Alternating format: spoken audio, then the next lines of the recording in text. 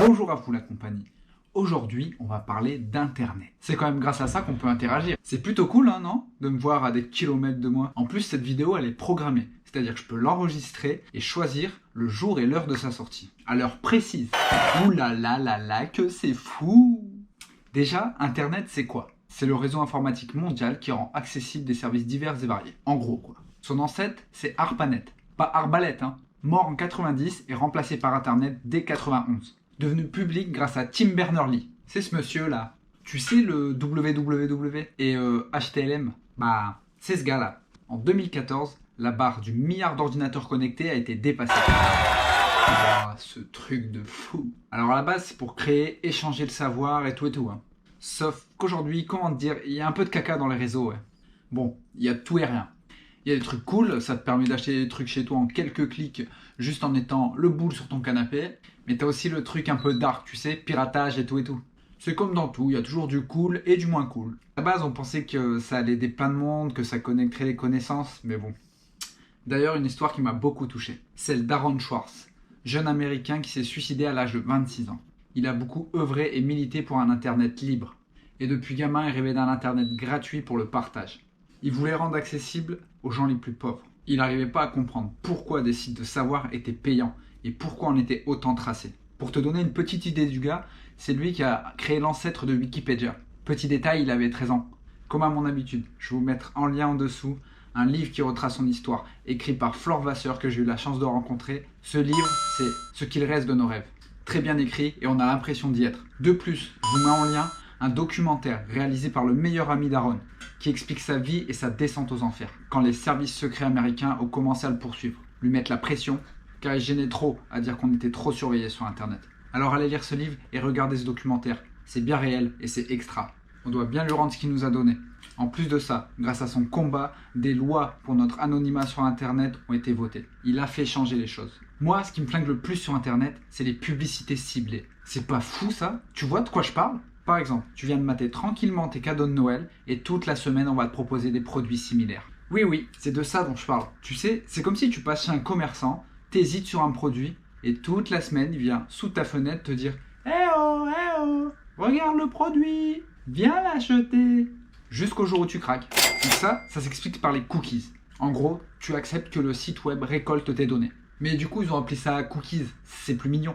C'est pour ça que c'est un mot internet qui a jamais été traduit en français. Pourquoi? On aurait pu l'appeler gâteau ou autre. Non, c'est juste que chez nous, ça aurait dû s'appeler tracker ou mouchard. Mais ils se sont dit, ça fait moyen, on va laisser cookies comme aux États-Unis. Parce que bon, t'imagines bien, voulez-vous accepter le traceur moyen sur un site? Mais c'est pas tout. Il se dit qu'on est surveillé H24, sans accepter les cookies et même filmer à notre insu. C'est fou, hein? Tu te dis, mais c'est dans les films. Mais qui mieux que Edward Snowden pour vous expliquer cela? Ce gars est top, il a donné sa vie pour que le monde se révolte. Qu'on comprenne qu'on était surveillé par nos États. Sans nous demander, bien sûr. Mais bon, ça n'a rien changé. C'est vrai, c'est chaud de se dire vivre sans Internet aujourd'hui. Non, c'est pas ça la solution. C'est juste qu'on veut garder notre intimité, notre anonymat. Alors pour ça, Monsieur Snowden nous souffle l'application Tor, le logiciel Tor. T-O-R. C'est un réseau informatique superposé, mondial et décentralisé. C'est-à-dire qu'il ne garde aucune donnée pour préserver l'anonymat des utilisateurs. Je m'en sers et c'est marrant de se dire que Google m'envoie des petits pop-up pour me dire « C'est bien toi qui es au Canada? C'est bien toi qui es en Islande ?» alors que je suis à l'opposé. Oui, ça décentralise ton IP, c'est ouf. T-O-R. Tor, c'est l'abréviation de The Onion Router. Ils l'ont appelé comme ça pour expliquer que ça pique, ça fait pleurer d'essayer d'aller chercher des données là-dessus. Allez, c'est cadeau, je vous mets l'application à télécharger juste en dessous de la vidéo. Aujourd'hui, Snowden est réfugié politique en Russie. Oui, car le gouvernement trouve qu'il dérange un peu trop. C'est un ancien des services secrets. Et il a voulu dévoiler pas mal de choses pour le bien de la population mondiale. D'ailleurs, il nous a mis en garde pendant le confinement en disant que toutes ces choses mises en place pendant le confinement pour contrôler les sorties, les drones, les applications, resteraient dans la vie normale. En gros, pour de la collecte de données. Je vous conseille pas, mais je vous ordonne de lire son livre. Mémoire vive. Je vous glisse son lien juste en dessous. Il explique comment il est arrivé au statut de lanceur d'alerte et pourquoi il s'est senti obligé de nous avertir. Bravo à lui et je le remercie d'avoir tué sa vie. Pour nous, pour le monde, car aujourd'hui, il vit loin de sa famille et de ses proches, dans un pays qui n'est pas le sien, pour avoir voulu changer le monde internet. Je vous mets le lien de son livre juste en dessous Pour les flemmards, je vous dis juste qu'il y a un film qui retrace sa vie et son histoire sur Netflix. Très bien réalisé et très bien expliqué. Alors je vous glisse la bande-annonce juste en dessous, dans la description de la vidéo. Pour finir, je vous mets un reportage Arte sur Julian Assange. Vous savez, le site Wikileaks qui dénonce et qui dérange? Bah c'est ce gars. Il a par exemple dénoncé les Panama Papers.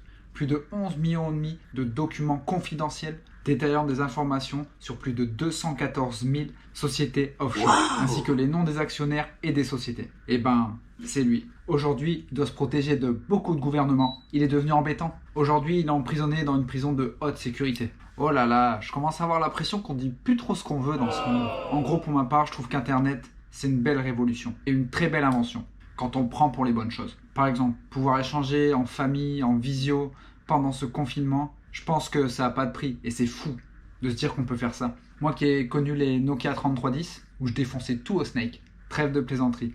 Sachez juste que Internet, c'est pas la vraie vie et que personne n'est anonyme. Internet a deux visages. Je vous demande juste de faire passer le message aux personnes qui pensent qu'Internet est libre. Et je veux vos réactions en commentaire. Que penses-tu d'Internet? Allez, abonnez-vous. Je vous dis à bientôt. Ciao, ciao la compagnie.